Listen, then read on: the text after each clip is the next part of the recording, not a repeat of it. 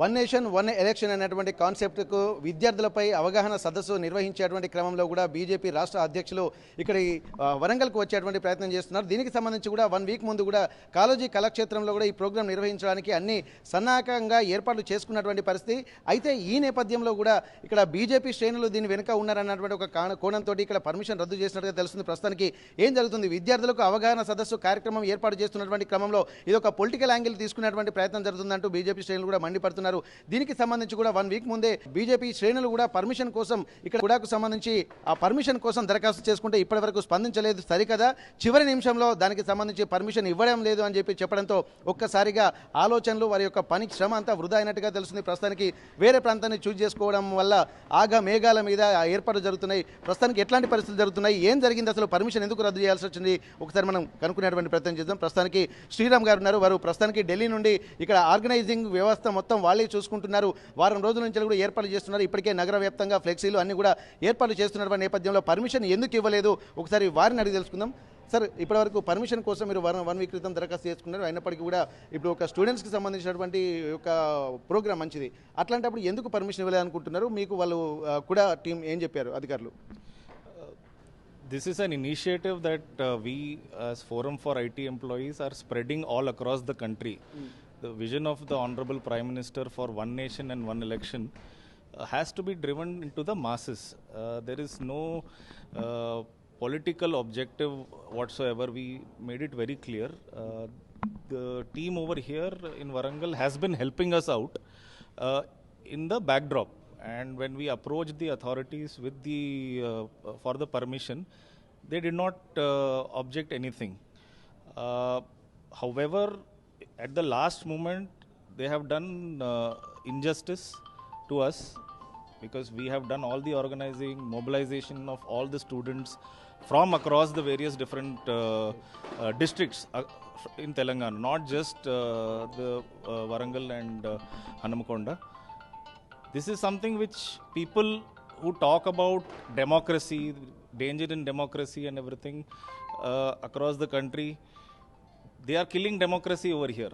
They are not allowing our voice, our people, our vision to go into the students. That's their fear.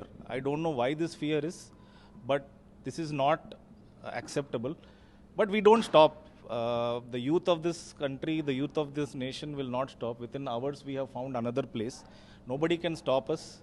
We will be unstoppable, and we will ensure that the message of the Honorable Prime Minister will go to every student and youth of this country.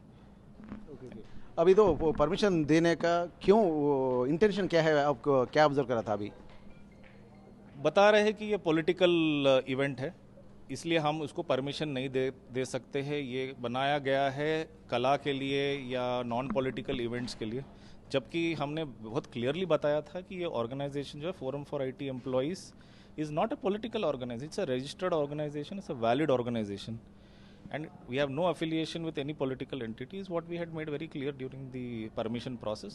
At that time, they did not say anything, so they wanted to sabotage us on the last date.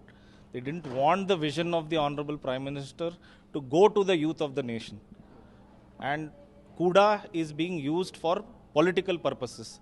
That is something which is very shocking. CUDA, which is supposed to be for the public of Warangal, public of Hanamakonda, is being used for political purposes. All the IAS officers are being used as political tools. So that is the main thing.